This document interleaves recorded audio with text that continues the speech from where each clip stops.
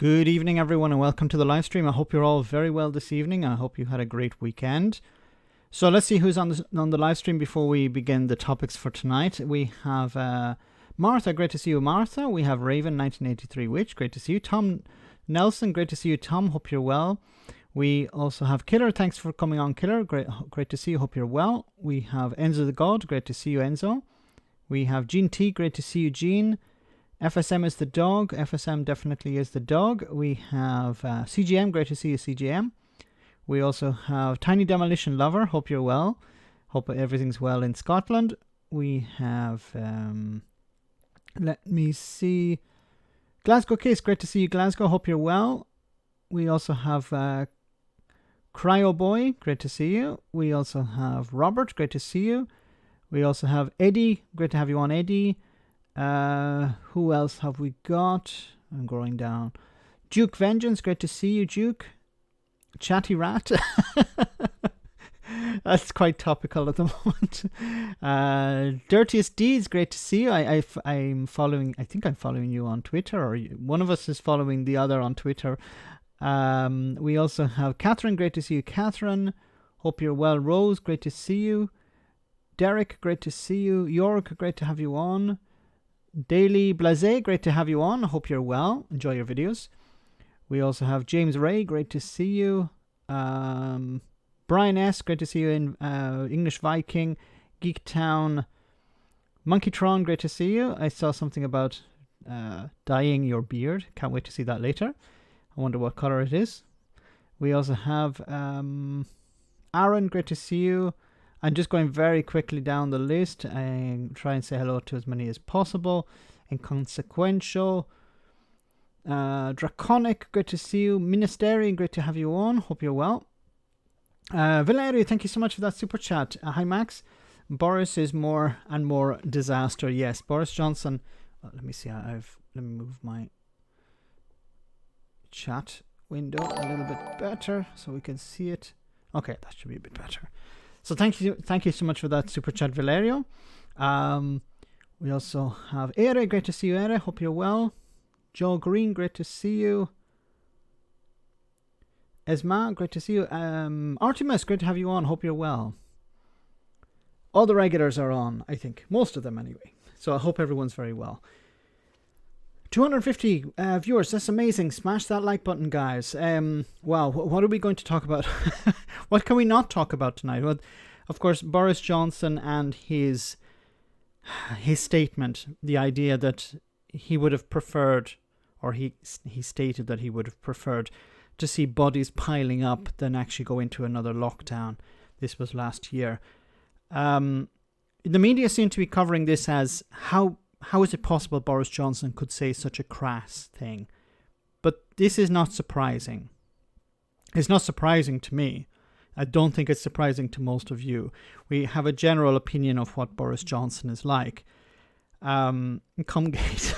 That's terrible. Yeah, we'll get to Dominic Cummings in a moment. But this is not unexpected. It's crass, but it's not unexpected. Remember, he's made comments like this before. In one of the videos I uploaded recently, back in 2017, when he was Foreign Secretary, he said, about, I think it was CERT in Libya. He said, Conservator, great to have you on. Hope you're well. Hope everything's going well with the studies. He said, I think it was CERT in Libya. He said that, well, once we clear away the bodies, we can turn it into another Dubai. This is the type of language that, now he of course would be saying, oh, well, I was just joking. It was just a bit of a humor to lighten the mood. But you were the Foreign Secretary. You're not the village idiot. Well, you are somewhat the village idiot, but it's not expected that the Foreign Secretary would be making such comments. Foreign Secretary also works somewhat as a diplomat. And when you're the Prime Minister, you're the ultimate diplomat, maybe apart from the Queen. But how he could say this and think he would get away with it is the bigger problem I have with all of this. It's not that he said it. This is expected. Sorry, I hit my microphone. This is not unexpected of Boris Johnson. It's the idea that he could get away with it. And he probably felt, look, I was able to lie to the public about Brexit. I was able to lie to the public about the pandemic. I was able to tell people, just take it on the chin. I'm going to shake hands with people. You know, we'll be out of this by Easter. We'll be out of this by Christmas. Everything will be back to normal. He knew when he was saying those things that it was a lie. Hi, Sugar Free. Hope you're well. QA Library, great to see you on the stream. My trucker owning friends. UK ports are still back up. So they hired a train to bring in 300 TEUs a week, selling extra space, and now they're looking for 2 trains a week. So they can't actually get through the ports. Prime Minister, more like Prime Leech.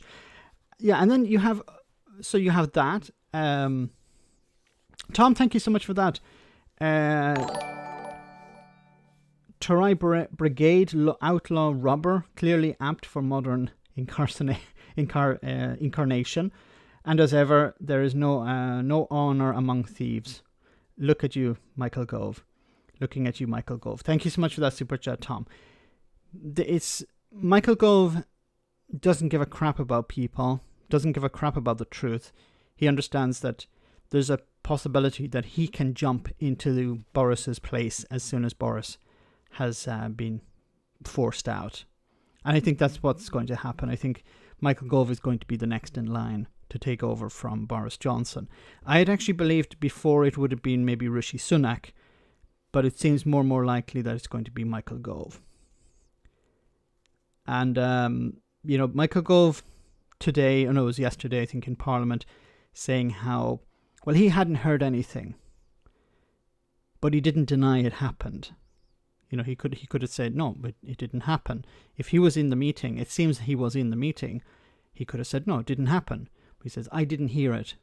So in a way, he's protecting himself, because if it'll come out later, if he had said it didn't happen, he would have to say, well, I was lying. Plausible deniability there. Richard Presser, great to have you on the stream. Hope you're well. We also have, I'll just double check, Steve J. Green, great to have you on. Hope you're well. I love all your comments on the channel. Kendra, great to see you. And MJ Nichols, great to have you on. Sugar Free, the difference between Johnson and Cummins is that Cummins is an ideologue. Yes, Boris Johnson is just out for himself. Dominic Cummins truly believed he could reform the civil service. Hi, Crash Tommy. Crash Tommy, great to have you on. Hope you're well. So I just wonder, there's a cascade of issues coming out, and this just dropped a few hours ago. So let's go through some of them. And then don't worry, I'll get to the DUP as well. It's going to be a full night. So we have Boris Johnson making crass statements about how he prefer the streets to be filled with bodies instead of actually going into a lockdown. Then we have the issue with the apartment, the flat. How he received money, either directly or indirectly from a donor, and then he refunded some of this money, or he repaid it. But was it him that repaid it, or was it the party that repaid it? It's not very clear. And also just within that, Boris Johnson spent £5,800 on a chair, not a sofa, not a reclining, sofa that goes around your apartment. No, a single chair, £5,800. And I wrote on Twitter, this is more than some people receive in a year on universal credit. And Boris Johnson pissed it away on a chair for 5,000 in 5 minutes. So maybe it wasn't even Boris that chose the chair. Maybe it was his fiancée, Carrie. But, when I hear things like this, and then you go to places like Hartlepool, and the response from people who support Boris is, well, he's like one of us. I'd love to ask these people, do you spend £5,800 on a chair? I doubt that's the case. It was an electric chair. Ben, no, we could have ordered one for him, but he wouldn't plug it in. That's the problem. I'm sorry, excuse me. How much is a single chair? How much for a single chair? 5,000. I haven't seen the chair. You can actually, I think in IKEA, you can find, it was a few years ago, I remember seeing them in IKEA. These types of mini thrones you could buy. I think they were like £100 maybe, or €100. Not 5,800, okay? And it looked like a little throne, if you want to pretend that you're a king for a day or something. Why do people think that this guy is a great leader? Can't wait till you get to the DUP, Max. I don't understand. I think people believe that Boris Johnson's a good leader because there's no one else at the moment. For £5,800, I expect a fully motorized Davros chair with levitation repulsive field. Is it a comfortable chair? No idea. Probably not. That's the thing. You pay for the design or the label, not for the actual quality or the comfort. Because I think if you want a comfortable chair, you can probably get one a lot cheaper. So there, of course, let's go back. So there's the crass comments about the dead, families who have lost people. Then we move on to the flat. So money was given by a private donation and private donor. Who is this donor? We don't know. Charles Walker doesn't have a problem with Boris Johnson receiving money from private individuals. He's just concerned that it's not the taxpayer. Yes, but the taxpayer would pay more in the long term. And then we also have this issue where, and then of course there is the back and forth between Boris Johnson and Dominic Cummings. But here's another one that has dropped. It says here, exclusive, ministers face legal action over Tory slogans used in taxpayer-funded adverts. So this was raised by the Good Law Project, raised concerns over misuse of Build Back Better, which has been deployed in videos bearing Downing Street crest. So what's happening here, of course, is Boris Johnson is using government taxpayer money to promote the Conservative Party, which is against the rules. Now, will he get punished? Probably not, but I think it's important that this is raised. So Boris Johnson's ministers are facing legal action over claims his government misused public funds to pay for Tory party political messaging ahead of local elections. We've seen this in Parliament as well, how Jacob Rees-Mogg and Boris Johnson will use their position in Parliament to promote a Conservative mayor for London, which I think is against the rules, although the Speaker of the House doesn't seem to have a problem with that. The Good Law Project has triggered proceedings in a letter to Cabinet Office Minister Michael Gove, yes, like he's going to do anything about it, and has told the Huffington Post UK that Trumpian government is using public money to feather the Tory party nest. Ministers are trying to boost the Tories' chances in town hall elections next month by blurring the divide between the dissemination of government information and party political campaigning, the campaign group said. This is a very typical tactic on the right and normally used by corrupt governments. Do the bad thing and then apologize later. So do the deed and then apologize. And they probably won't actually even apologize, but it's okay if we break the rules. We can ask for some contrition after. But the important thing is to break the rules because it benefits us. A short-term benefit, and then we'll deal with it later. It goes on to say, it says government-funded videos which often feature the Conservatives' Build Back Better slogan and the number 10 crest are virtually impossible to distinguish from political campaign videos on the ruling party's website. This was something that was used by Dominic Cummings back in the run-up to the referendum for Brexit. How they would use, they would print pamphlets, they'd stick the NHS logo on it, and then at the back of the pamphlet they would say Vote Leave or Leave.eu. I don't remember, I think it was Vote Leave, whichever one Dominic Cummings was part of. And what happened is they would leave them in clinics or whatever, or in hospital waiting rooms, and then people would think that it's material that was published by the NHS, and they'd pick it up and they'd say, look, waiting lists are increasing because we're in the EU. If we leave the EU, waiting lists will get shorter. And of course people would pick it up thinking, oh, this is from the NHS, so it's been fact checked or whatever. This is how can I say, objective material, when in reality it was propaganda by the likes of Dominic Cummings, and Dominic Cummings even admitted to it in a hearing. This seems to be the similar type of rubbish. All Shores, good to see you on the stream. Hope you're well. So the idea of using government logo and putting it on a Conservative Party propaganda video, trying to convince the people that, well, the government are to be trusted. Some people still trust the government, but this is a government-backed video, or it's the Conservatives working with the government. These two things are meant to be separate.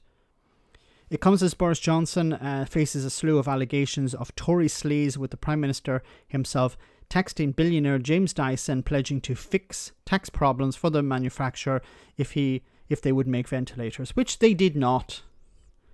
Johan, thank you so much for that super chat. Does anyone trust two known liars, Boris or Cummings, or would make the truth? Yeah, I think if Boris says something and Cummings says the opposite, who do you believe? I would tend to believe the person who doesn't benefit. Well, you could probably say that Dominic Cummings is going to benefit, but I would trust Cummings over Boris Johnson, because Boris Johnson is almost incapable of telling the truth. So whatever Johnson says is probably going to be a lie. It doesn't mean that Dominic Cummings isn't going to lie, but it's not like the truth is somewhere in between. It could also be both of them telling lies, and it doesn't mean that it's the truth, in the sense that Boris Johnson could say today is Friday and Dominic Cummings would say it's Sunday, and we know, well, neither of them are telling the truth here. Hedgehog Legs, thank you so much for that super chat. We have, he says here, I'm at work, please send help. See you on Discord later. Please stay safe, and I hope you're not going to be working too late. It's a terrible time to be working. It's almost 11 p.m. and it's almost 10 p.m. in the UK. Hope you're not working too late. It goes on to say, Gemma Abbott, legal director of the Good Law Project, told Huffington Post UK, make no mistake, this is Trumpian stuff. It is. It's exactly the type of things that Trump was doing. Trump, as soon as Trump got into the White House, they changed the website to sell Ivanka Trump's handbags or products from her. They actually used the government website, the White House website, to promote Ivanka Trump's products. So this isn't too far away from what Boris Johnson is doing, from what Trump was doing. Mears Amar, thank you so much for that super chat. How do we get rid of these corrupt liars? So how do we get rid of these corrupt liars? I've said it in the past. Pressure needs to be applied somewhere. And where is that somewhere? It has to be on the Conservative Party. Ordinary people have a voice. Ordinary people need to put pressure on the Conservative Party, the backbenchers, to remove Boris Johnson. If people demonstrate their anger towards what Boris Johnson has been doing, these comments about piles of bodies in the streets, this corruption that's taken place between him, alleged corruption of course, between him and James Dyson, the fact that he was receiving donations to fund the refurb of his apartment, all of these things, the contracts for friends, the money that's being given to the party, and then we don't know where it goes. We don't know how it's influencing policy. All of these things, they have to be directed into pressure on the Conservative Party, on the local MPs. Now, there's no point putting pressure on the Labour Party or the Liberal Democrats. You have to put pressure on the Conservative Party. And it has to be your local MP. Or if it's not your local MP, find a Conservative MP. There needs to be pressure on them. They need to be, people need to send them emails, need to call them, explain that I'm not happy with what Boris Johnson is doing.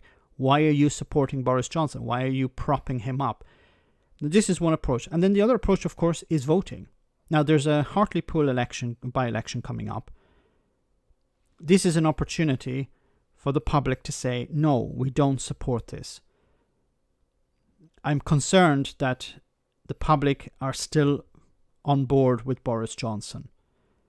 That unfortunately this bodies piling up in the street will be front page news for a few days, and then it'll get back, everything will go back to normal. Now, I don't feel that's going to be the case. I think this is extremely damaging. But the pressure has to be continually maintained. Now, of course, tomorrow there is Prime Minister's questions. Keir Starmer has an opportunity to really go to town on Boris Johnson. If I was Keir Starmer, I would be asking him, why did you say this? Why did you say about bodies in the streets? How dare you say that? I wouldn't even just ask him. I would criticize him publicly there. Go to town on Boris Johnson. How dare you say these things? This is disgusting. This is unbecoming of a politician, never mind the Prime Minister. And I would demand that Boris Johnson resign. Say, you have to go. You can't stay here. You should resign. When are you resigning? Not are you going to resign? When are you resigning? You're a disgrace. You shouldn't be standing in this building. People have lost loved ones, and you responded with such callous remarks. You have to go. I hope that's what we're going to hear, or something of that type of language we're going to hear from Keir Starmer on Wednesday. Thanks for that super chat. It goes on to say, the issue goes to the very heart of our democracy. The British public should not be paying for further electoral ambitions of the Conservative Party. We will not allow this misuse of state resources to go unchallenged. Lawyers pick out the Build Back Better slogan, used both on the masthead of the Conservative Party website and government communications, and replicated on as Bus Back Better and Build Back Greener in separate publicly funded campaigns to underline investment in buses and energy projects. So these some of these include, you can see here, slick ad promoting union activity projects in Scotland and Wales where devolution administrations are electing new governments. So promoting the union, using government money to promote the union, when this is actually promoting the Conservative Party. An ad for 2 new offshore wind ports in Humber and Teesside, where key mayoral elections are taking place, and a video making a long planned and previously promoted boost to the average to the minimum wage on the 1st of April. And you can see here, Build Back Better. Let me read some more of your comments. Boris, damn it. Jacob Rees-Mogg will be the worst replacement, Patel. Yeah, who's going to... wow, we're up to 521 viewers. Smash that like button, guys. You're doing fantastic. Thank you so much. Welcome to anyone who's just new to the stream. It's great to see you. We have Zoe Castles. Great to see you, Zoe. Sister, I'm a poet. Great to see you. Labour should put George Galloway in charge.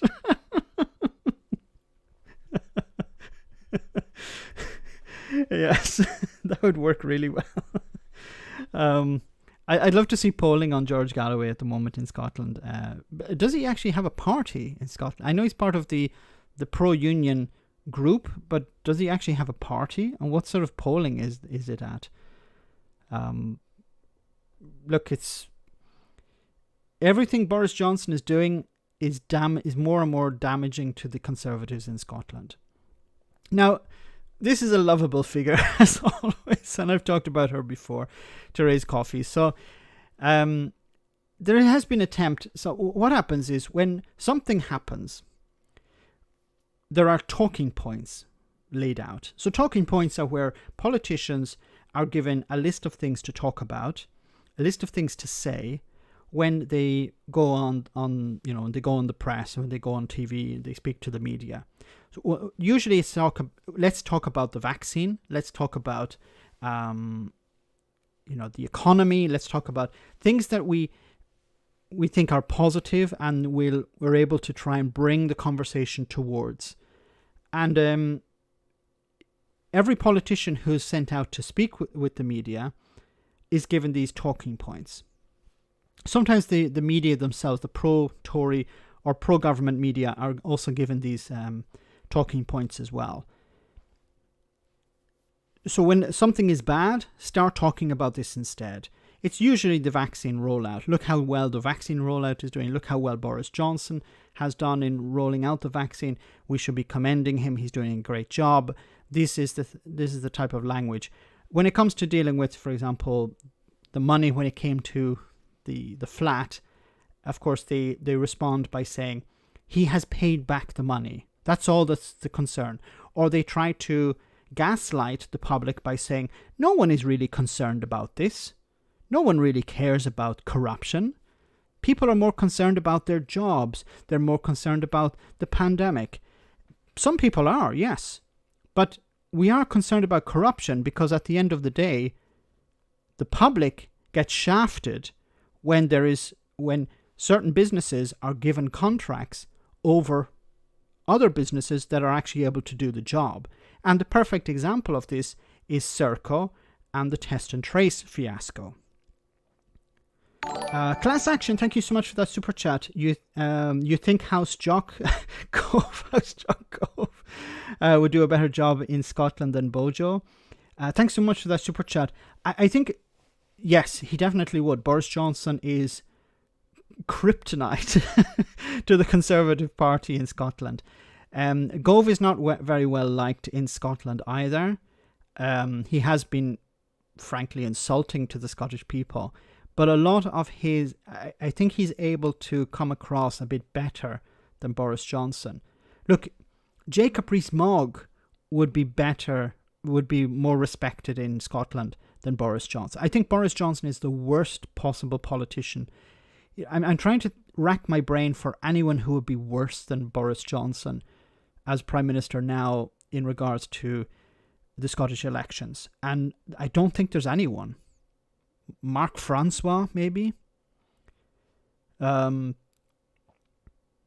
Hancock, no, Matt Hancock is harmless. So, no, Boris Johnson is the worst person possible, I think, at this moment. Who's going to replace Foster? Ian Oak. I love that, Ian Oak. We will see, but I'll get to that later. So we have here Tory ministers seek to play down growing accusations of Tory sleaze. Therese Coffey says public do not care about makeover of Boris Johnson's flat, Downing Street flat. Of course, this is once again gaslighting, trying to convince the public that nobody really cares about this. Stop focusing on this. People care about their jobs. People care about the pandemic. So soon to be published annual accounts will tidy up the controversy over the funding of the refurbishment of the Prime Minister's Downing Street flat, according to a government minister. In an interview with Sky News, the Work and Pensions Secretary Therese Coffey, I hate this woman, sought to play down growing accusations of sleaze and claimed the public do not care about the makeover of the apartment after the Prime Minister said he would foot the bill of £58,000, the £58,000 bill himself. Now, I don't believe that Boris Johnson is footing the bill. I think the Conservative Party are footing the bill. But if there was no information about this, if this had not been made public, nobody would be footing the bill. The money would just go from the donor to Boris Johnson, and Boris Johnson would spend the money on the flat. Or maybe the donor would spend the money on the flat for Boris Johnson. The bigger question here, of course, is who gave the money and what are they getting in return? And I really wish the media would ask these two questions. Ask Therese Coffey, who gave this money? I don't care whether the taxpayer funded some of it or not, of some of this refurbishment. I want to know who gave the money and what are they getting in return? Because businesses and billionaires don't give money to Boris Johnson because they like his hairstyle. Reagan Elite, thank you so much for that super chat. Peter Stefanovich is pushing every day on the BBC to prove that the PM is a liar. Please support him on Twitter if you can, with his famous video. Yes, I will share that video. I remember seeing it's popping up on my feed all the time, so I definitely will do that. Thank you very much, Reagan Elite. Peter is someone who's calling out these charlatans, and definitely he's definitely one who has Boris Johnson in his sights. She suggested that the initial donations for the work had been made. They would be declared later. It's not about declaring them. It's about, once again, who gave this money? Coffey said, I think it's important that the Prime Minister will make the declaration in the usual way. These sorts of things often get tidied up in something called the annual accounts, which get published by departments each year. So this, the corruption is okay because we have a paper trail, or it's registered. See, the corruption is registered. That means it's okay. She added, the right declarations will be made. The Prime Minister paid for it personally, and in the meantime, he's out leading the government and trying to get back on the roadmap to recovery. And I think we're making good progress on that. So stop looking. Nothing to see here. Coffey claimed the public was more concerned with the vaccine rollout. She said, we're trying to make sure that we get through in tackling the virus and get people back into work. I think the majority of the public anyway is interested. Look, here's a question. Why does Boris Johnson never give press conferences? Why does he not go on the media and explain himself? When it came up to before the election in 2019, he was on TV all the time. He was, taking selfies with Philip Schofield. But now he's hiding. He gives the odd interview in a warehouse or something, but he won't actually go on to a TV show and answer questions where he has to sit down and he can't run away. Class Ashton, thank you so much for the super chat. Who would be better, Ian Paisley Jr., Jerry Adams as DUP leadership?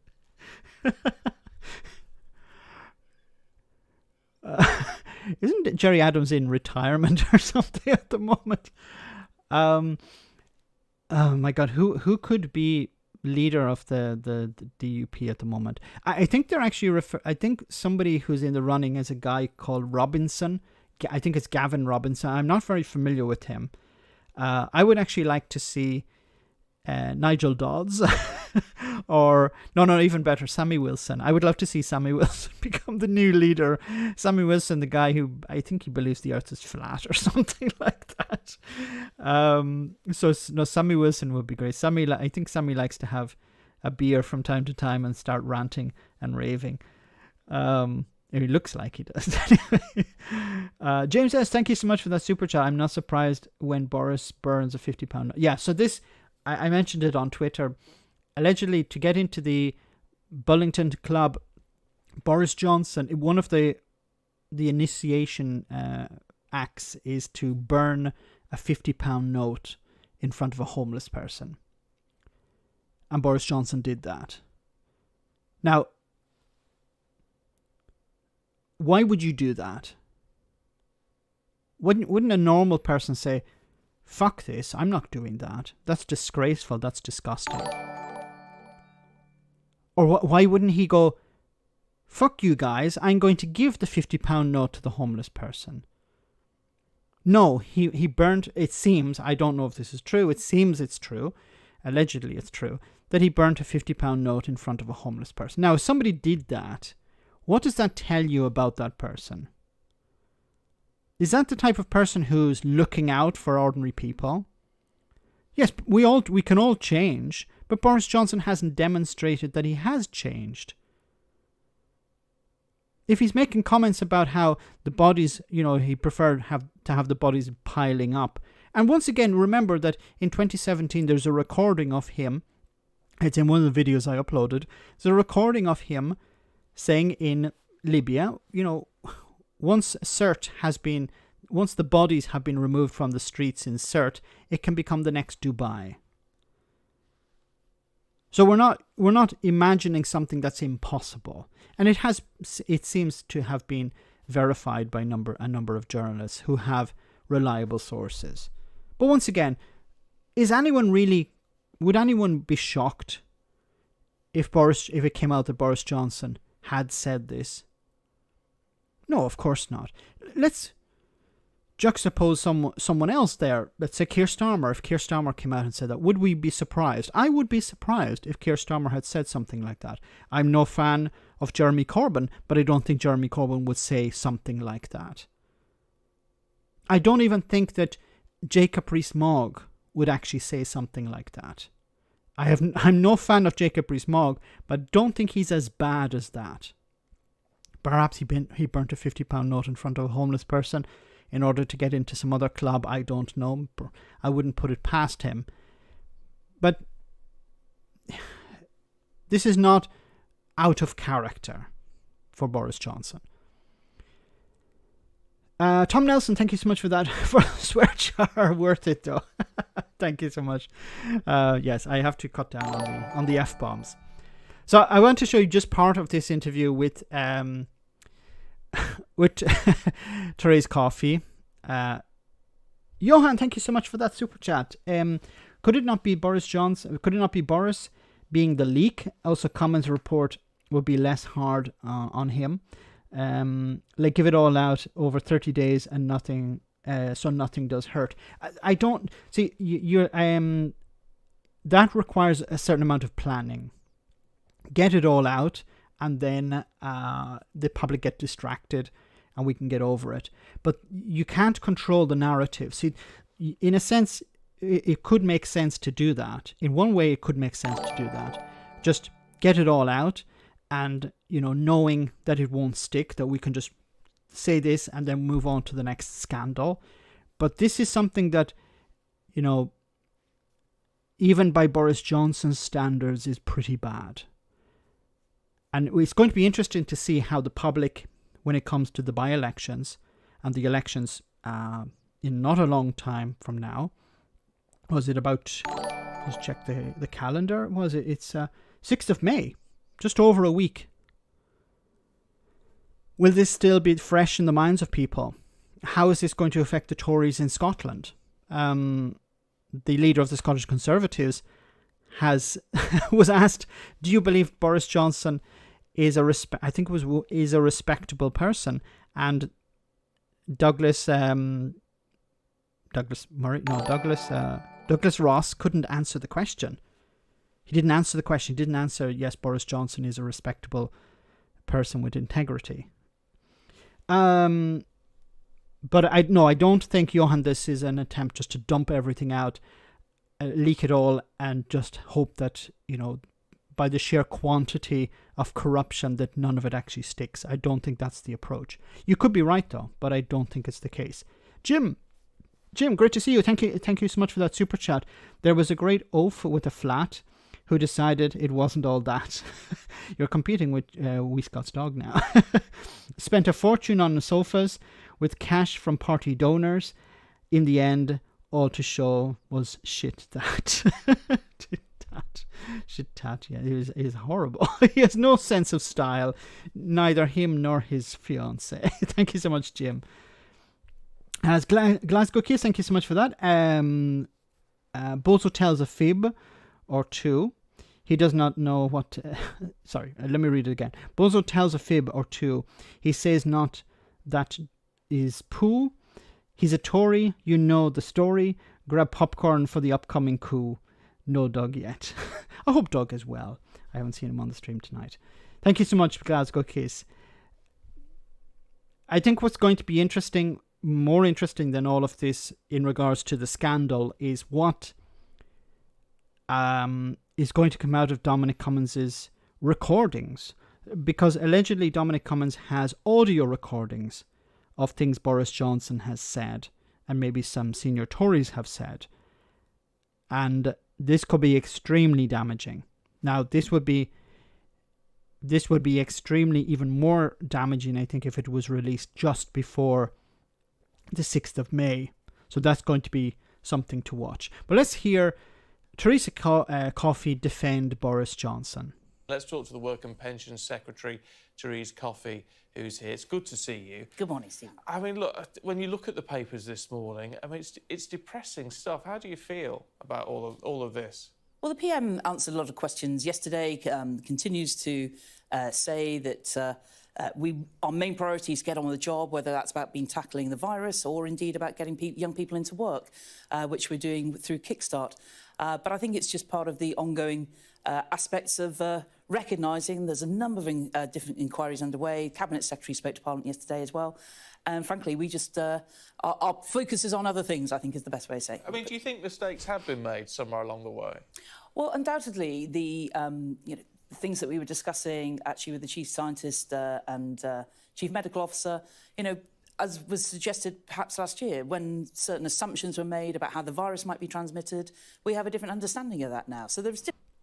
Once again, these people will never say, yes, we made a mistake.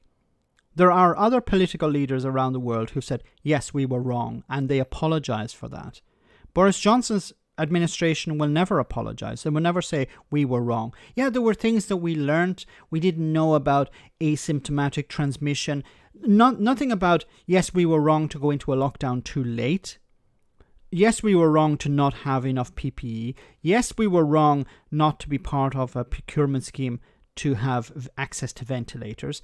Yes, we were wrong to give contracts to people who had no business producing PPE or ventilators. Yes, we were wrong about all of these things. Yes, we were wrong to suggest that, well, it would just run through the population.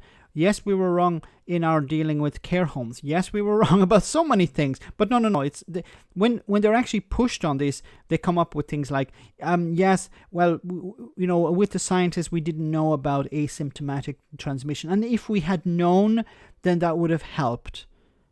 That's as far as you get to them admitting that they made a mistake. Different elements that have gone along the way. But the key thing is we've now got 33 million people vaccinated with their first dose, nearly 13 million with their second dose. So it's all been about trying to make sure that we tackle the... No mention of the dead. Notice how they say, yeah, everything is great. Look, we have 30 million people vaccinated. Yay! Stop being so negative. Coronavirus and actually get on with the roadmap to recovery, because by trying to have also saved lives, we're actually been trying to save livelihoods, and we now need to get the economy really flowing again. Look, away from the Prime Minister, if you like, but on a personal level to you, if someone ever said, let the bodies pile high, are they comments you could ever personally condone? Could you ever condone something like that? James, thank you so much for that super chat. It's so sad Boris needs defending. Looks so weak. Why is Boris Johnson not there defending himself? Why is this idiot there? This charlatan, this career politician. If you ever watch any interview with Theresa Coffey, her responses are almost written by the Conservative Party. It's as if they had written out the responses, they had seen the questions, these are the responses, and you read it from a teleprompter. That's how useful she is as a politician. She's there because she knows that eventually she's going to become a minister, a senior member of cabinet. She's maybe hoping to become prime minister someday. She's a career politician. She doesn't care about the truth. She doesn't care about policy. She doesn't care about voting the right way. I've talked about her before. Look at her voting record. It's a disgrace. Prime Minister says he didn't say them, and he said that, I think, yesterday I think, to Sky. So I take the Prime Minister on his word. But away from the Prime Minister, if anybody else said it, could you ever condone it? Well, I'm not aware that any politician has said anything. It's hypothetical. They're incapable of dealing with a hypothetical. If somebody else had said this, can you imagine, just imagine for a moment, not even Jeremy Corbyn, Keir Starmer had said this. What do you think her response would be? Would she say, well, let's focus on what Keir Starmer is doing at the moment and let's not focus on what he's talking about or what he has said? Of course she would be saying, this is disgraceful. How dare he say these things? This is insulting to the families and relatives and friends of those who have lost loved ones. Of course she'd be saying this. But because it's Boris Johnson, let's not deal in hypotheticals. Like that, so, or indeed any other person that I'm aware of. But there's an element here about, as I say, trying to keep on with the main task at hand. We've got through this challenging time. We're still not out of it. That's why we're still encouraging people to take up their vaccines.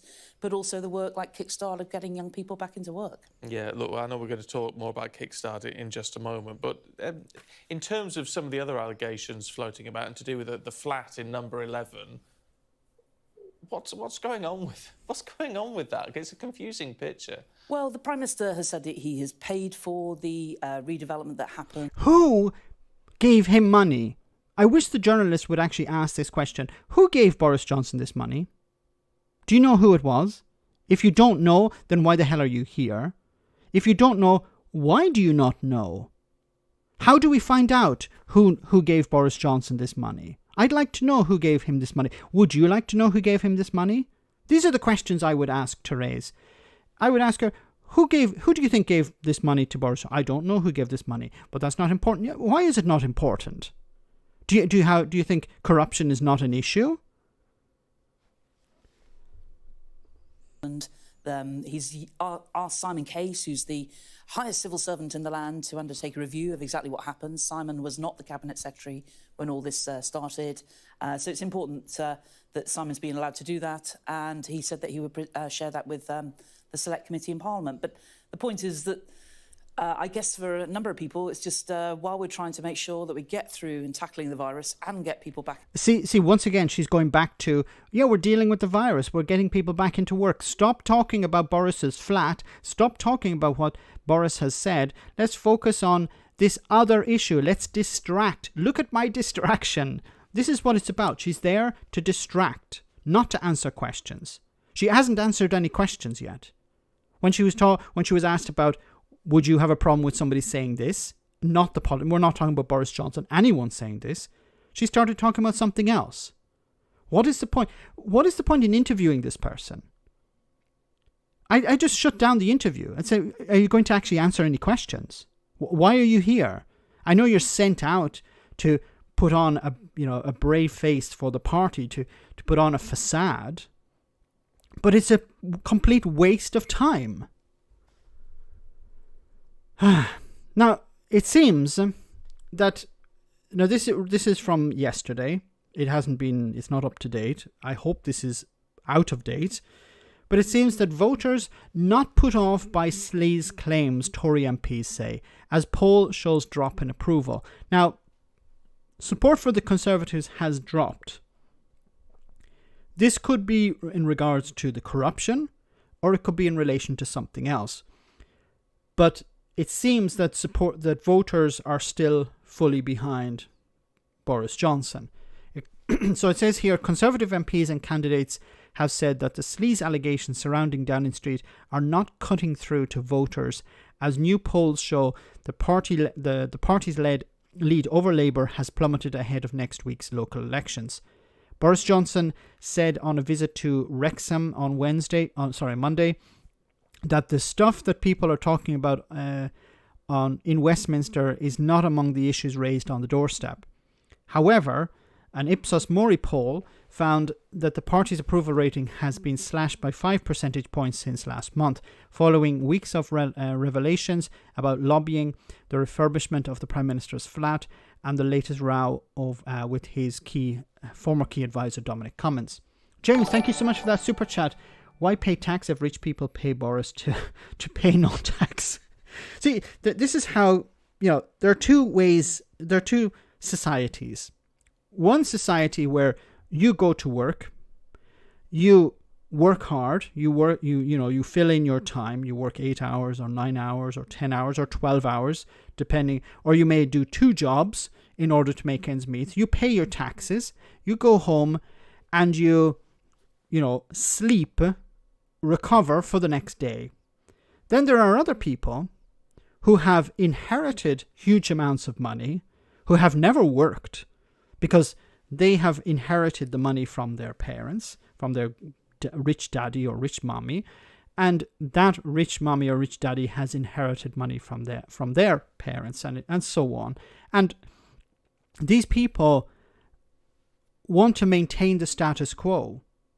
So they donate money, a certain amount of their fortune, to people like Boris Johnson or the Tories to maintain the status quo, to convince the public that if they work hard enough, they can achieve something great.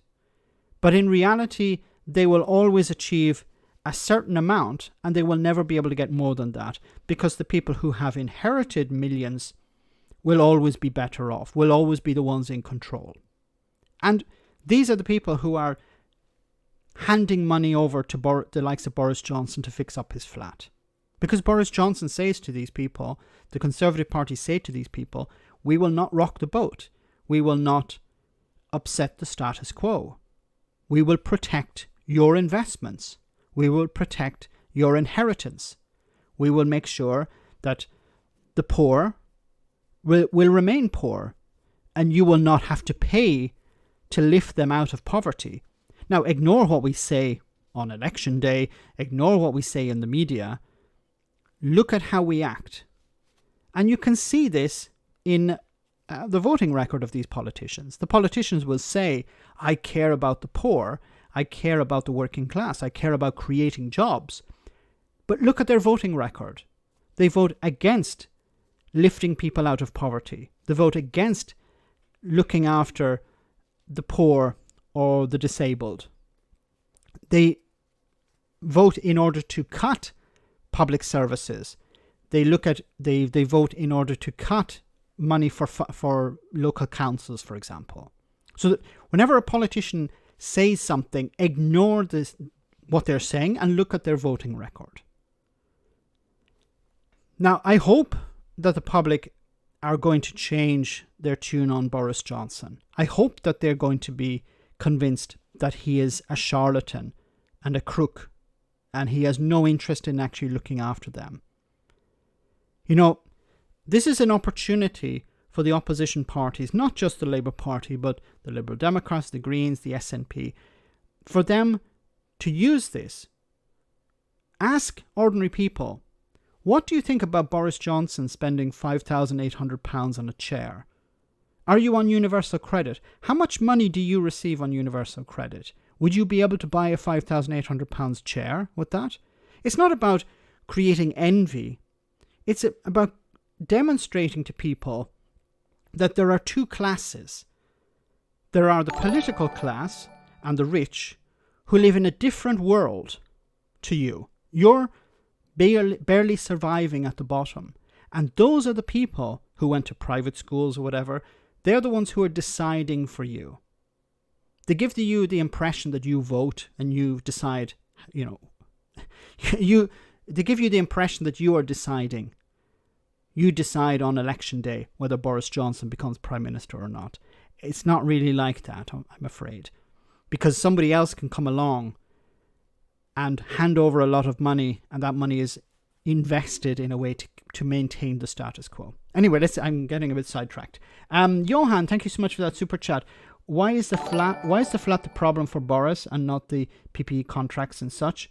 More or less the money there. Yeah, more loss of money there. I think it's because it's the optics.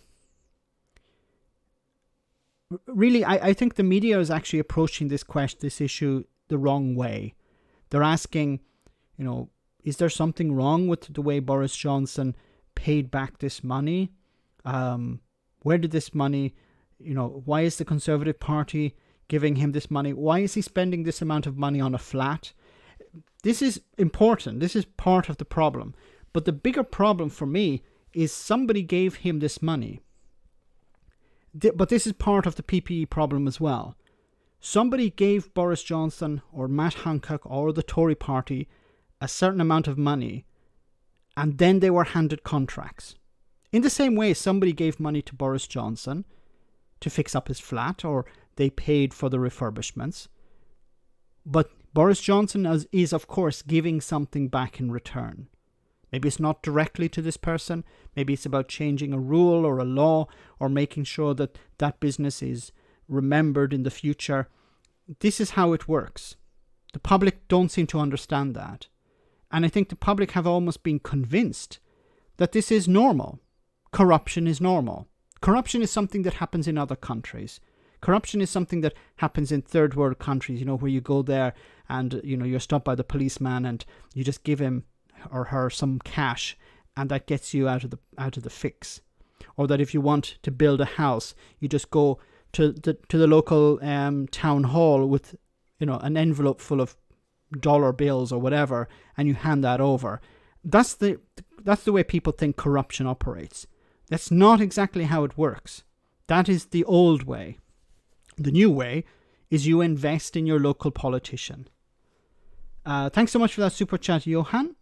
We also, I want to see, James, thank you so much once again for the super chat. Most rich people only pay tax if they want to. It's something about, if you don't pay your taxes and you're at the bottom, you're in serious trouble. In a way, actually, you can't not pay your taxes because it's taken from your wages. But if you have a large, if you have a large enterprise or a big company, or if you have investments, you're able to move these things around and put them in offshore bank accounts, or protect these investments from, with using loopholes or whatever to avoid paying taxes. And you can also invest in very clever accountants who will help you avoid paying taxes. The people who can't get away with it are the people at the bottom. Because, as I said before, when they buy something, the tax is applied. When they earn their salary, so their wages, the taxes are all automatically taken away. So they can't avoid paying the taxes. The people who can avoid are the people at the top. Anyway, I sidetracked once again. Remember, guys, to smash that like button. We're up to 552 viewers. That's amazing. I think it's we're doing really well tonight. Thank you so much for your support. The monthly survey put the Tories on 40%, 3 points clear of Labour, who are on 37 points, down from 38. The Liberal Democrats on 8, up from 6, and the Greens unchanged at 5. So we know here what needs to happen. The Labour Party, the Liberal Democrats, and the Greens need to work together in order to form a coalition to win this seat. There has to be tactical voting here. Unfortunately, I think the problem within these parties is that there isn't an agreement. The second poll released on Monday found that the Conservatives had a 10-point lead over Labour, with both parties unchanged compared to the previous week. The survey of 2,000 voters by the consultancy firm Redfield and Wilton Strategies found that 44% of people said they would vote Tory if there was an imminent general election, while 34% would vote Labour. I think it's still early to see the results of the sleaze. Alexander, thank you so much for that super chat. Hi Max, I think the media has done an abysmal job in holding the government to account. What we're talking about here is legalized bribery for contracts. Yes, legalized. It's legalized corruption. Once again, people think, thanks for that super chat. Well, people think that corruption is, somebody putting money in a brown envelope and meeting with the politician, in a car park late at night. That's not how it works anymore. That's in the movies. Instead, what you do is you set up a shell company, or you just donate directly to the Conservative Party or the party you want to make that you want in power or you want to keep the other out of power, because people will donate to a political party to either be for two reasons. One is to gain favor, to get a policy through, or it's to keep another party out.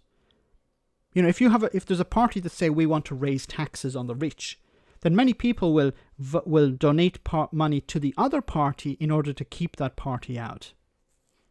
That's still corruption. I want to see this part here. It says, in Hartlepool, a seat Labour is fighting to retain is a closely watched by-election. Tories and independents said Sleaze was not yet being raised on the doorstep. Not one person has mentioned it to me, says Ray Martin Wells, honorary president of the Hartlepool Conservatives. I just think that they are not really bothered about that, about what is effectively is tittle-tattle. I don't know if that's true. I don't know the people of Hartlepool. Are the people of Hartlepool concerned about corruption? I think corruption probably not so much, but I think ordinary people should be concerned about what Boris Johnson has said. Now, of course, this is before we really heard any the allegations of the comments. So I don't know if that's going to have much of an impact yet. An aide to the Conservative Party, a Conservative MP in a red wall seat, said that there had been little public anger about lobbying compared with Dominic Cummings' lockdown bruising trip to Barnard Castle. The Dominic Cummings Barnard Castle stuff was probably the most vicious moment I've seen since I've been working as an MP. Our emails were horrendous. So this is something that we can work on. Emails to these MPs. Why are you supporting Boris Johnson?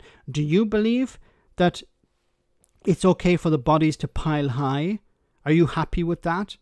Why should we support somebody who is supporting the Conservatives? How can we support somebody who's on board with that? On board with Boris Johnson? James, thank you so much for that. Poor pay tax for services, rich for the rich people, horrible. The Conservatives try to protect the rich from paying taxes because the rich don't want to pay taxes for public services because they don't use those services. You know, it comes back to the issue of the NHS. Rich people don't use the NHS. They go to private hospitals. That's one of the reasons that they don't want to pay taxes. They don't want their money going to fund the NHS because they don't use it. That's their excuse. Why should we pay for, public parks? I don't use the public park. I have a huge garden. I have an estate. Why should I pay taxes to maintain public parks or to provide services for the public? I don't use it, so I don't want to pay for it. This is their mentality. And they found a home, of course, in the Conservative Party, the party of small government. Government's job is just to make sure that money goes from the taxpayer to these business owners, giving them contracts. FSM is the dog. Thank you so much for that. I have already voted. Many will vote by post. I really hope this is an opportunity to turn the ship around a bit. If the Tories get a bloody nose in Hartlepool, this would be the end of Boris Johnson. I'm pretty sure this would be the beginning of the end. I think we're getting close to the end of Boris Johnson, but this would really speed it along.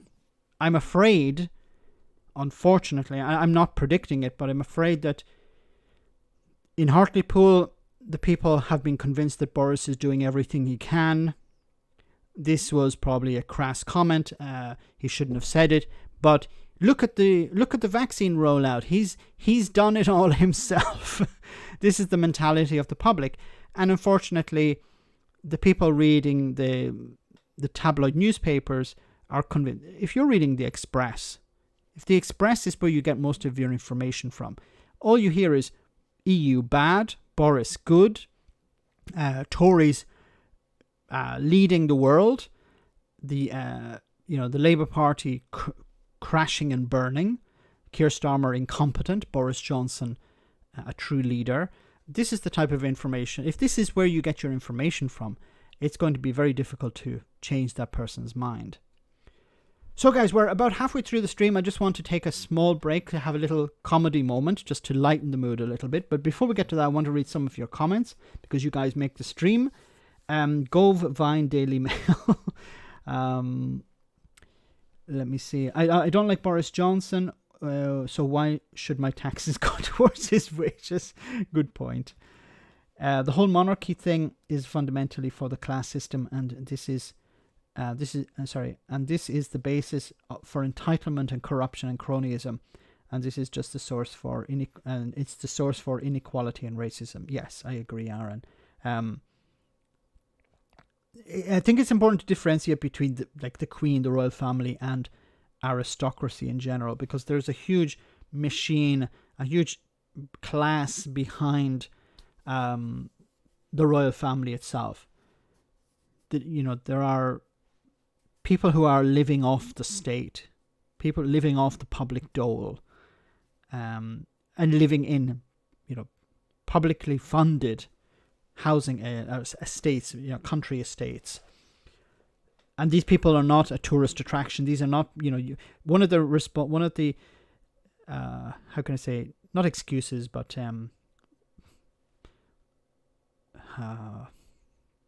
defenses. Sorry, one of the defenses of the royal family is that, well, they're a tourist attraction. They bring in money. You could say that. I don't agree. I don't think that's a reasonable justification. But if you want to go down that road, okay. But you'd have to limit that to the royal family. But you couldn't extend it out to all of these thousands who are still living off the public dole and doing nothing, providing nothing to the country. A lot of them have money in offshore bank accounts. They're not even paying taxes within the country. And these are the same people who will complain about how the poor are ungrateful. Come now, all these woke snowflakes making a big fuss about gaff from a guy saving Britain. Yes. Boris is doing his best. Some people but this is the problem, is that some people still believe that. Some people believe that Boris Johnson, has the world on his shoulders. He has the weight of the world on his shoulders. He's doing everything he can. Yes. Yeah, he missed meetings, Cobra meetings at the very beginning of the pandemic. He missed those meetings instead of actually going to them to deal with the pandemic. He was on holiday at the beginning of the pandemic. Other world leaders ended their holiday to return to their countries to deal with the problem. Boris Johnson couldn't give a crap. Why can't there be an investigation for Boris? Because you need another party in power. There will be an investigation. And I've said it before, but the problem with the investigation is it's going to be a long time in the future. Boris Johnson will be out of office. People will have pretty much forgotten. I know it's almost impossible to think this now, but Boris Johnson will be out of office. People will have forgotten him. And unfortunately, time is not a very good way to remember things. It's very bad at, it's very good at changing or, muddying the waters in a sense. In the future, people will think, well, maybe Boris Johnson wasn't that bad, was he? Did he try his best? People will not remember. Some people will, but the vast majority of the public won't. And some of the complaints will be, why are we wasting money in an inquiry? Let's just let it go. That was a bad period, okay, but we got over it. Let's focus on the positive. Let's focus on the future. This is the type of response, unfortunately. I don't want to be a downer here, okay? But this is the type of language they will use. I truly hope an inquiry is held and Boris Johnson is dragged in front of it and he has to answer questions. And if there is a court case after, that he faces justice.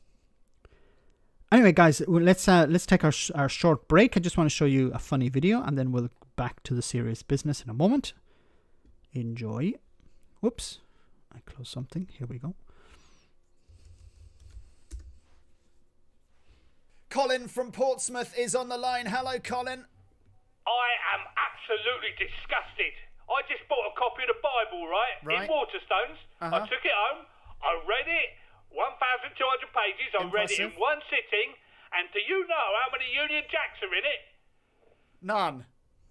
Not one. Not a single British flag from cover to cover. It's disgusting. The Bible's not really a British book, though, is it, as such, Colin? Well, it is, mate. It's the King James Version. And what would he think of this? He'd be rolling in his grave. Unless Waterstones haven't already exhumed him, dumped on his remains. Right. I mean, who are you going to talk to about this, Colin? Because obviously Waterstones are too busy desecrating the burial grounds of ancient monarchs to even pick up the phone these days. The Archbishop of Canterbury. Right. What's he going to do? I mean, why isn't he getting up in arms about this? I question his priorities, I really do. You know where I bet they put plenty of British flags? Where? The Quran. And, might I add, that is typical of the BBC. Right, okay, we've been through this before. The BBC didn't write the Quran, Colin. Well, I wouldn't be surprised, mate. The licence fee they take is outrageous. You know, I bet they would rewrite the Bible, but instead of putting Union Jacks in it, they'd fill it with pictures of Gary bloody Lineker, wouldn't Gary they? Lineker, It's a of course they would. disgrace. Of course they would. And he'd reply with a grinning emoji, wouldn't he? And they'd give him all the royalties. No, not having it, not having it. Yeah. All right then. Thanks, Colin. That's all right, mate. See you later. See ya. We laugh at this, but it's not that far from the truth, is it? Okay. So, as we're talking about Labour, well, how is Labour dealing with this? How is Labour going to deal with Hartlepool? Is it going to win Hartlepool? Is it going to keep the Tories at bay? So let's hear what they had to say in this report. And taller over British politics is the discussion going on in these houses, in this neighbourhood, which will choose its next MP next week. Join us at Radio Hartlepool Towers. Sam Coates from Sky News, of course, Deputy Political Editor, and Chris Lloyd from the Northern Echo. After COVID and Brexit, could the first chapter of the story of Labour's revival begin here?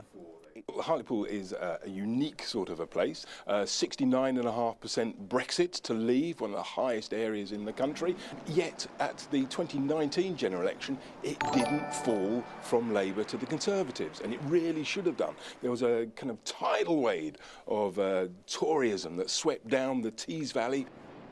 A tide that may be stopped by a Labour campaign fronted by a doctor who has been making a virtue of the fact Labour is still under comparatively new management. Sir Keir went down really well when he visited here.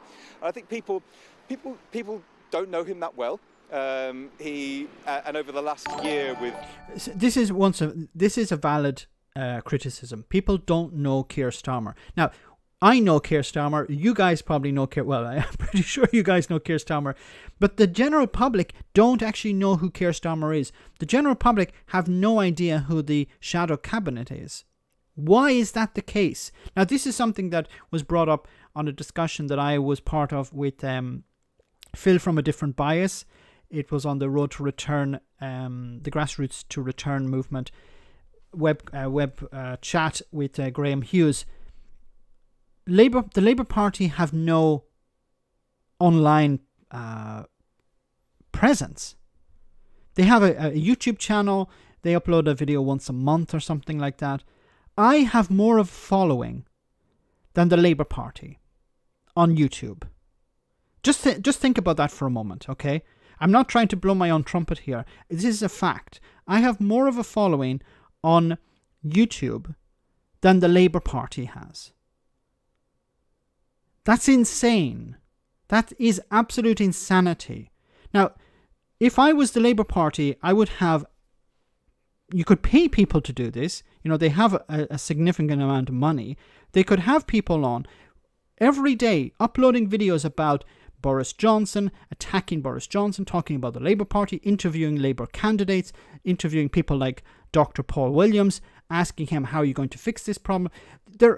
How is it possible that I'm able to do this? Well, I'm not able to interview these people, but I have a channel and I have almost 60,000 subscribers. And the Labour Party doesn't have any type of presence online. Now, it doesn't have to be YouTube. It could be TikTok. It could be Instagram. But they need to hire a group of people media experts, social media experts, and start doing something. Because what is the other way of fight? What other way do they have to fight back? In Parliament? Boris Johnson doesn't answer questions. Boris Johnson ignores questions, not just from the Labour Party, but from other parties as well. It's absolute insanity that the Labour Party don't have a huge presence online. The older generation generally vote for the Conservatives. The younger people are more motivated to vote for the Labour Party. Those are the people you need to be reaching out to. The problem is that younger people don't generally turn out to vote. The older people do. Older people are more active in politics as well because they have more time on their hands. They have more free time to get involved in things. The younger people don't. They're working in the gig economy. They're working 3 jobs. They don't actually have time to get involved in politics. So you need to understand that. You need to reach out to them. YouTube videos, TikTok videos, where people have a minute to sit down, make it interesting. Sorry, I'm getting sidetracked once again. Johan, thank you so much for that super chat. Thanks, Max, and also for the show. Thank you so much. Very kind of you. Michelle Fraser, thank you so much for that. Ask the mining communities how they feel about Thatcher. I bet they will still remember that she didn't even, after all those years.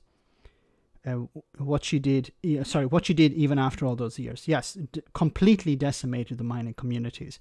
And these are some of the communities that voted for Brexit. These are some of the communities that voted for Boris Johnson in 2019, which blows my mind. But you have to understand, maybe the Labour Party abandoned them. Maybe some of these people said, we voted to get Brexit done. Boris Johnson said he'd get it done. Boris Johnson said he'd bring back jobs. Of course, he's not doing that. Panda, thank you so much for that. Take my dollars. Very kind of you. Thank you so much. Anyway, let's continue. With COVID, it's been difficult for him to be. I just want to see, Puslinger says, I live in Hartlepool. We have no MP. So I have no way of insulting or abusing the government. You have no MP? There's no MP representing Hartlepool? Be able to travel to places like this. I think this by-election is a real opportunity for Keir to show who he really is. That means being heard above the noise. Given that this seat has never had anyone other than a Labour MP, it should be theirs to lose. But the pattern of recent elections around here hasn't been good for them. And privately, Labour admit that Keir Starmer just isn't as big a figure as Boris Johnson. And then all sides in this by-election are talking about the vast sums being put into this region by the Tory government. We want something to live in Hartlepool, bring Hartlepool back to where it was years and years ago. Well, there's absolutely no doubt about which way I'm voting. Conservative. I think if we get a Conservative government in, a Conservative MP in this town, they will want to try and keep that Conservative MP, and they will start to spend money. I can't disagree with that. I understand he says, look, if we get a Tory MP in here, then the Tories will want to maintain this seat. Why has this happened? How is it possible that these voters feel abandoned by the Labour Party? It's difficult to argue against that. But the problem is that the Tories will say, yeah, we'll invest in your area, but then they will not. That's the problem. They'll deliver what will they deliver to Hartlepool? Maybe free ports. They may hand out some contracts to their friends who are in the area. But they're not going to create long-term investment. They're not going to truly care about uplifting the area. It's about covering, presenting the facade that they actually care. And unfortunately, the public will probably buy into the idea that they do care. But they do not. We've seen it, as was said, how the Conservatives said, we care about the mining communities, we care about the poor, we care about the working class, we care about industry. And then they threw all of those under the bus. You know, we could return to if Hartlepool turns to the Tories, we could return to Hartlepool in a number of years' time, and these people will be saying, we were lied to. I can guarantee it. I think it'll be a very tough fight, but I've been talking to people on the doors this week and they are ready for positive change, and the support's been great, but I need absolutely everybody who wants that change to come out and vote. Opponents are making the case they could all secure the cash Hartlepool needs.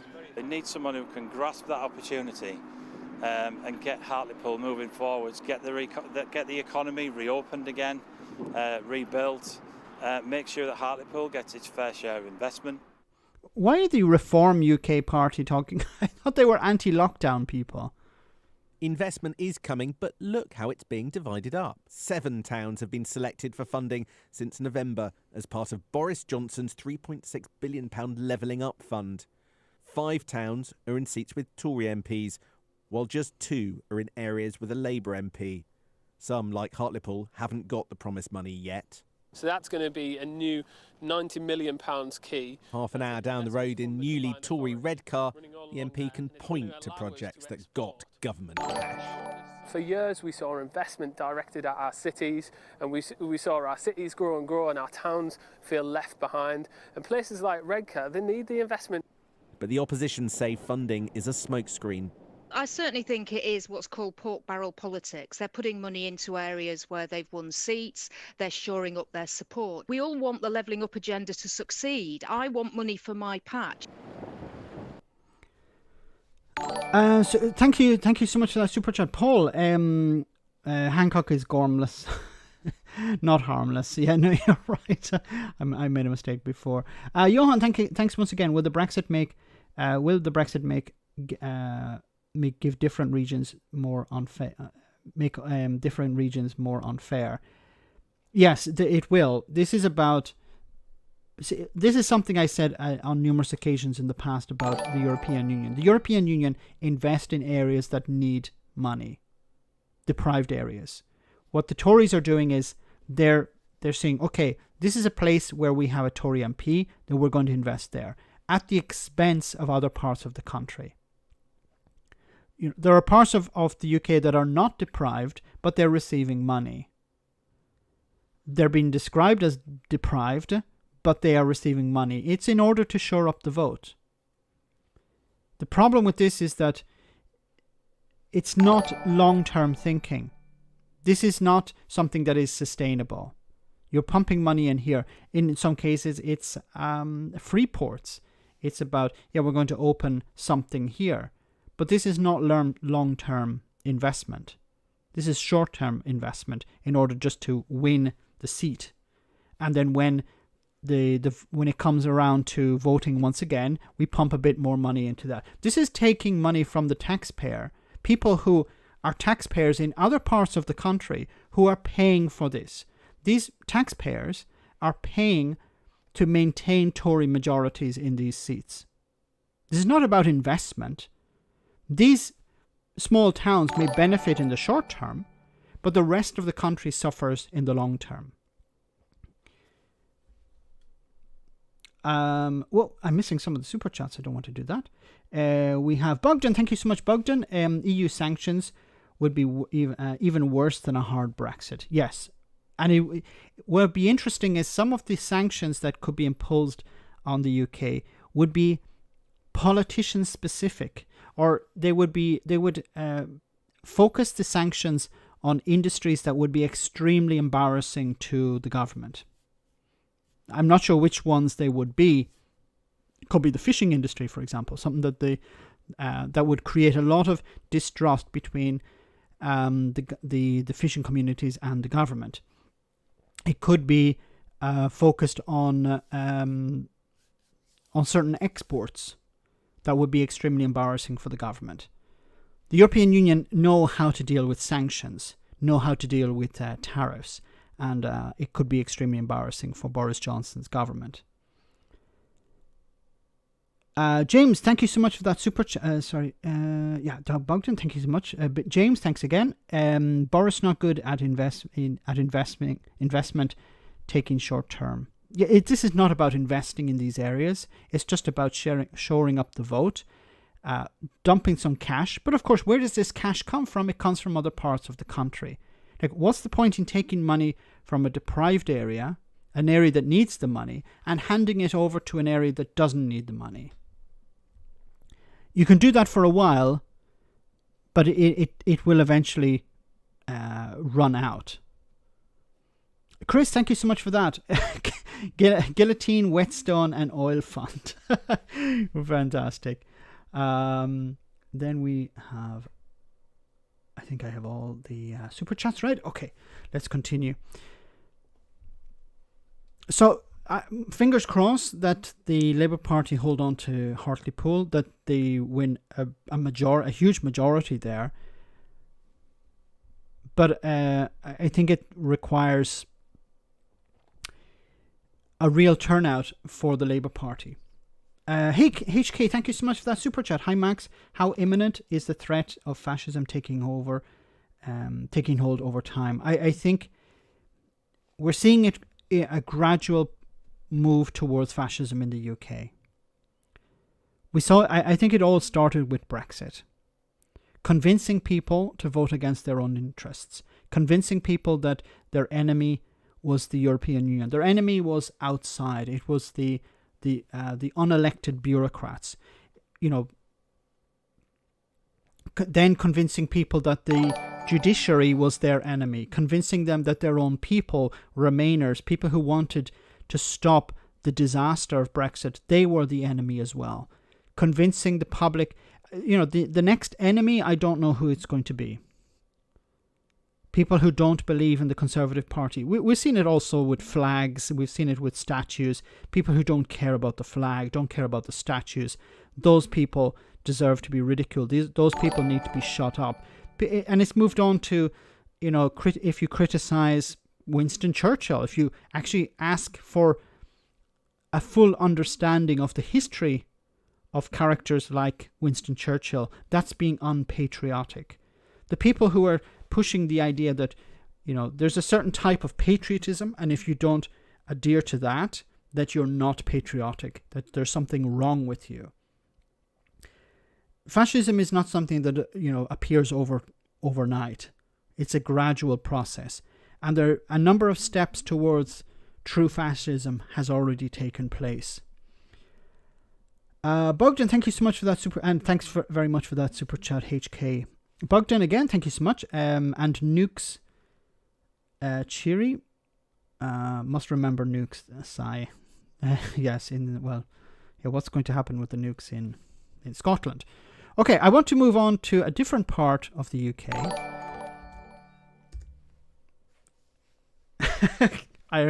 Arlene Foster in Northern Ireland. Lewis Campbell, thank you so much for that super chat. The next enemy will be the Scots or the Welsh.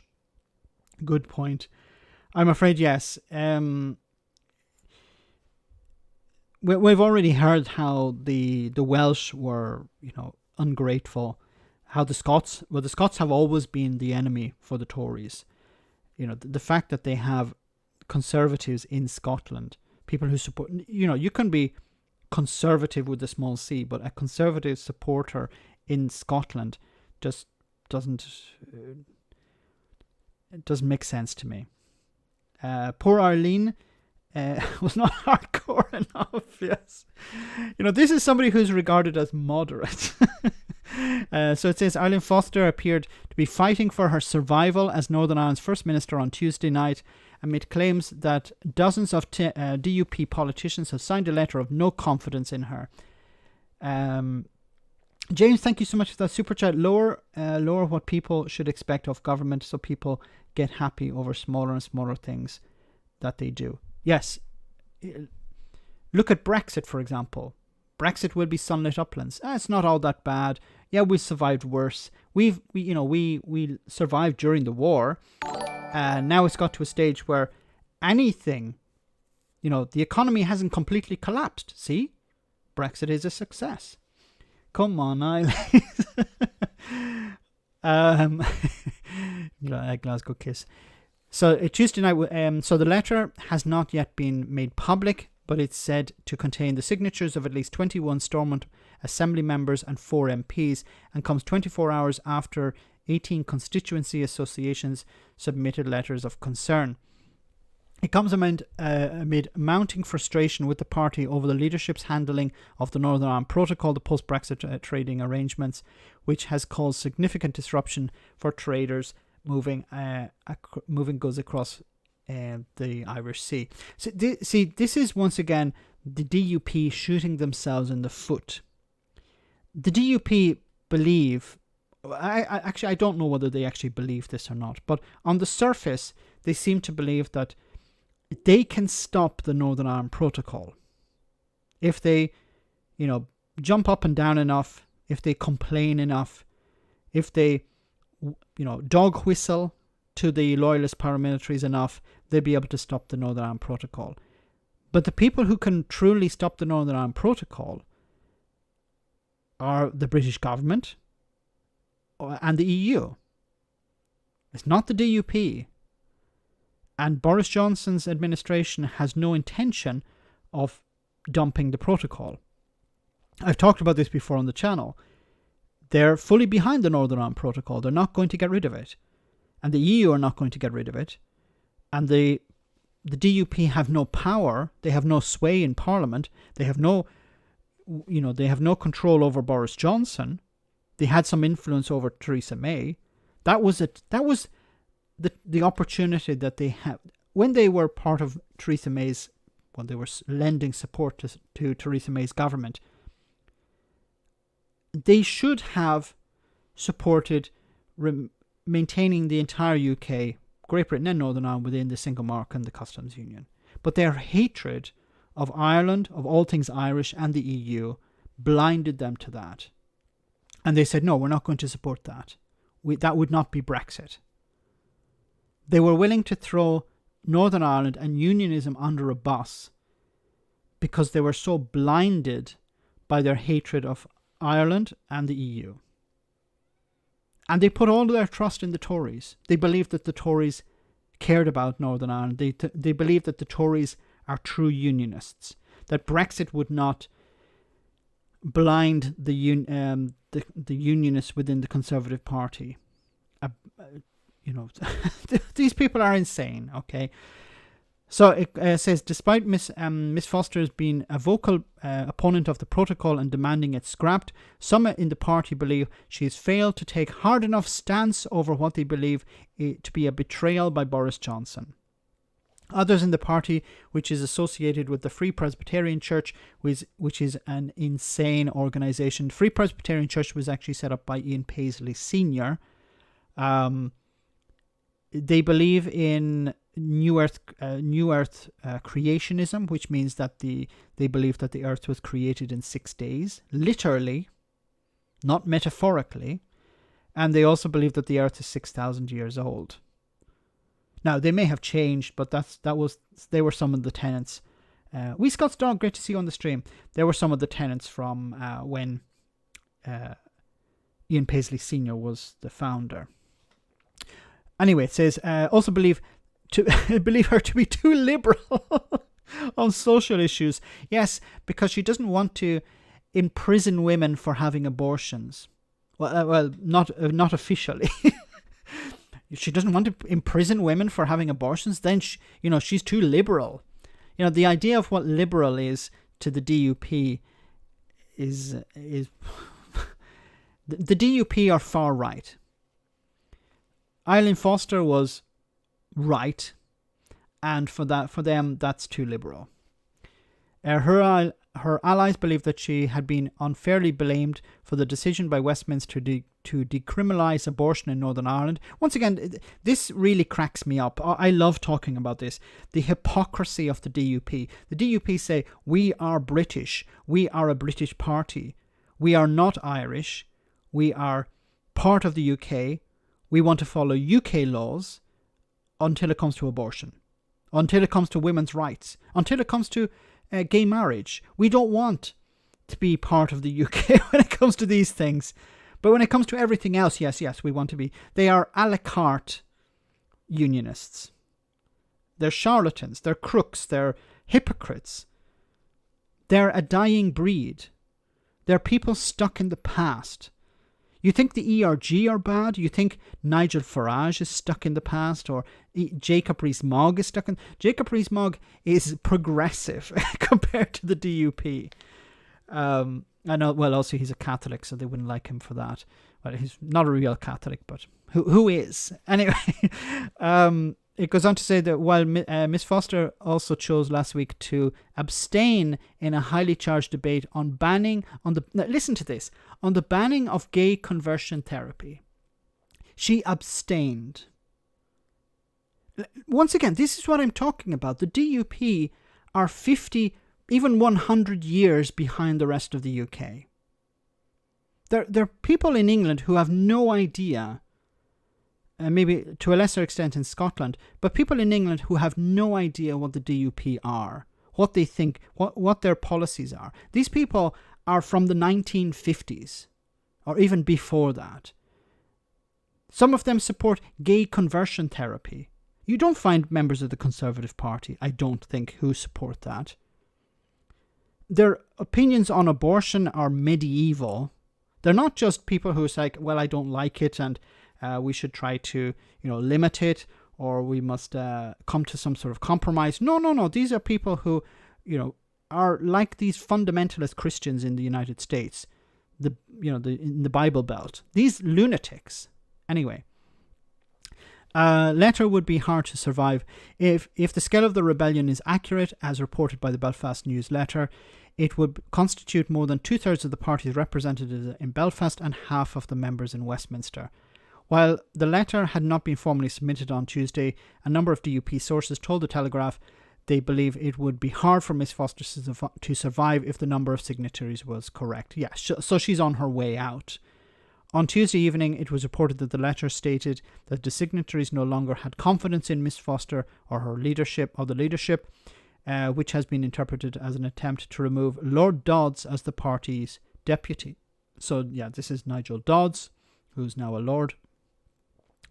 It was suggested that under the party rulebook, Miss Foster could be removed within days because the DUP leader must be re-elected annually before the 30th of April each year. So she doesn't have much time left. So she's removed. Yeah, she removed probably tomorrow or the day after. While it's normally seen as a rubber stamping exercise, the scale of the rebellion suggests that it could be used as an opportunity to oust her unless she steps down or agrees to a challenge. So who is the type of people who could replace her? Well, so there's a guy called Gavin Robinson. I don't know if he's referred to in this. Let me see if I can find Robinson. Whoops, I miswrote his name. So this is Gavin Robinson. He's one of the people who suggested as a possible replacement. So it just says Robinson is a lifetime East Belfast resident, attended the grammar school. In 2010 to replace Sammy Wilson in East Belfast. There's not that much about... so it says here, in March 2019, Robinson was one of the 21 MPs who voted against LGBT inclusive sex and relationship education in English schools. So, they want somebody who is to the right of Eileen Foster. Some people like their fashion of the 80s. What's James? Fashion is one thing, mentality is another thing. But these are the types of people that we're talking about. Eileen Foster is not far right enough for these people. Thanks, James. Okay, before we finish, guys, we're getting close to the end of the stream. I just want to, of course, talk about Brexit. So we're going to see who's going to replace. I'm not sure who's going to replace Eileen Foster, but it'll be interesting. She'll probably be removed. It looks likely that she will be removed. So it says here, Ursula von der Leyen says EU could punish UK over Brexit breaches. So this is something that you guys have brought up in the stream. Bogdan says, thank you so very much, Bogdan. Thank you very much for that super chat. Remember, boys, you need to start training your wives and girlfriends to childminding, sandwich making, and the right way to get your man a beer. Of course, Bogdan is being sarcastic here, of course. We're inclusive here. This is, well, that would be liberal thinking. I don't know what the DUP suggests, beating or, chaining and things like this. Anyway, Ursula von der Leyen. So Ursula von der Leyen has warned that the EU will not hesitate to use the real teeth in the Brexit deal to punish the British government for breaching its obligations as MEPs prepare to consent to the historic agreement, marking the end of 4 years of high political drama. Yes, the sooner this is over, the better. But as I said in the past, it's important that it's read and understood and scrutinised, something that Boris Johnson didn't want MPs to do. Speaking ahead of an evening vote by MEPs, where a positive result is not in question, the European Commission President said the trade and cooperation agreement would give the EU more leverage over the UK. I don't know, since starting the stream, I don't think there was a vote, unless something has come in. Speaking ahead of let me just see. I don't think a vote has come in yet. Just have a quick look.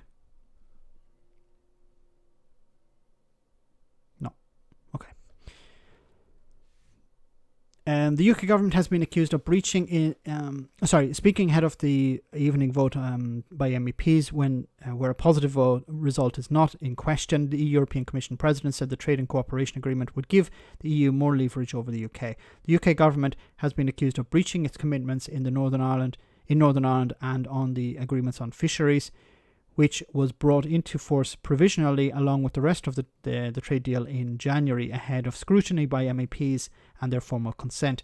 MEPs had delayed their consent vote to the end of April, in response to unilateral decisions by Downing Street to extend grace periods on checks at the border on goods moving from Great Britain to Northern Ireland, a move condemned as a breach of the withdrawal agreement and international law by the Commission. Von der Leyen said she hoped the trade deal would be a foundation for a strong and close partnership, citing the vision of Theresa May in her letter on the 29th of March 2017 that had started the negotiations. She said, but she conceded relations were at a crossroad. Bogdan, thank you so much for that super chat. By the way, I'm being sarcastic, just making fun of the DUP. Well said. Thanks very much for that. I know you were being sarcastic. Just, we have to be clear, okay? So von der Leyen has said that she hoped... Sorry, I read that part. It's down here. It says here, von der Leyen said that there had been constructive talks in recent days between Lord Frost, the UK's Minister for Brexit Affairs, the unelected bureaucrat, and Maros Šefčovič, the Vice President of the Commission, over the border issues in Northern Ireland. However, there remain difficult issues to resolve, particularly over checks on dairy, meat and plant products.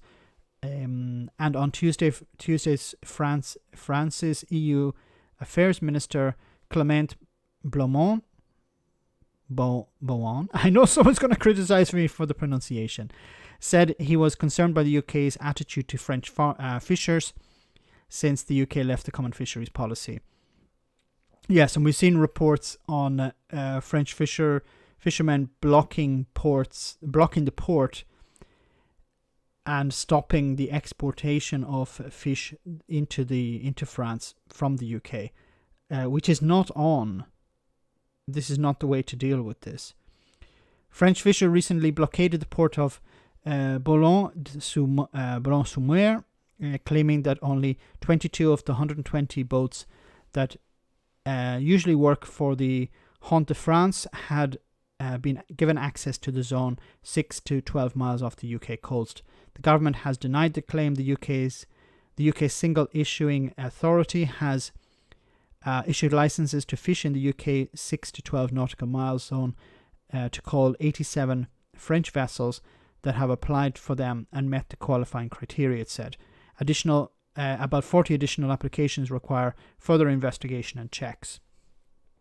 So I don't know what's happening here. Is the UK being difficult? Maybe not. Maybe the French didn't have their paperwork correct and they weren't able to fish. So I don't know who is responsible here.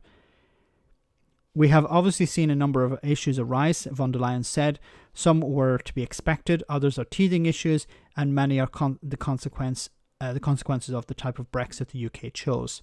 But regardless of the reasons, we need to focus on joint solutions. Unilateral decisions will get us nowhere. Of course, this is in reference to the UK government extending the grace periods unilaterally. And this is one of the reasons ratification is so important. So the result of the vote is expected to be announced on Wednesday. Okay, I missed the last part of the bottom, so it's going to be announced tomorrow. Bogdan, thank you so much for that super chat. How about we get DUP some Mankini therapy? I don't know who you're going to convert with Mankinis. I don't know what you do to people's minds if you try to use Mankini therapy. Is Mankini therapy a cure for overpopulation or something? Von der Leyen did not long in a row. Remember that? Yes, and von der Leyen is quite new to this. All Shorts, thank you so much. James, thank you so much for that super chat. All Shorts says French fishermen have to prove that they fished UK waters for over 10 years. So this is going to affect fishing fleets that are new. They're not going to be able to prove that, of course. So they will be not too happy about that. So guys, we're at the end of the stream now. Thanks so much to everyone who came on tonight. I want to say a massive thank you to everyone who sent a super chat. Greatly appreciated. Everyone who smashed the like button. Don't go yet because we have our one for the road. Thanks to everyone who smash the like button. We're up over 500 viewers, almost 600 viewers tonight. That's amazing. I think it's one of the close to the records once again. You can support the channel also by becoming a Patreon, and you have access to Discord, where after the streams every time on Tuesday and Friday, we have our Discord chat. We talk about the stream, talk about all sorts of crazy things. And you can also support the channel by sharing the videos on social media. That's a great way to support the channel as well. But of course, remember to smash the like button and make sure that you are subscribed and ring the bell, because sometimes YouTube switch that bell off for some reason. So before we finish, I have one more comedy video to enjoy. And then I will bid you good night. But let's see this one from Janie. Here we go. All the way from Cornwall, Devon area. You met on the train, a lot of you, didn't you? You've just joined that. Well, I just wanted everybody to know that the virus isn't a real thing, because I personally don't know anybody that's died, so therefore that can't be real. And it's genocide, I've seen it. I was hoping to see Lawrence Fox. He's really hot. We just wanted out the house. I mean, we don't wear masks because we don't believe in that. What do you guys do? Have you been to protests before? Nah, I never felt the need to. Never been to a protest before? No. What kind of jobs do you guys do? I make flags. I make memes on Facebook. I make memes as well. I might catch up with you later, guys, but thanks for stopping and talking to me.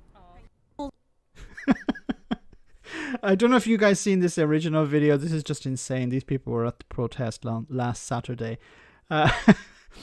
But it's absolute insanity. And these people need to be ridiculed, because what else have we got? So thanks to Jenny Goodley for doing that.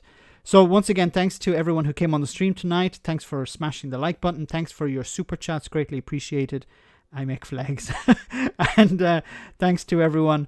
And of course, a massive thank you to the moderators who always do a fantastic job. Keep the stream on the straight and narrow. Keep the trolls away. Keep the crazy Brexiteers out. No, the crazy Brexiteers are allowed in if they behave themselves, if they can. Okay, guys, so I will see you all on Friday. Have a great week, and I see you all same bat time, same bat channel, 9:30 British summer time. Have a great week, and as Boris Johnson always says, stay alert. Good night, guys, and I'll see you soon. Take care.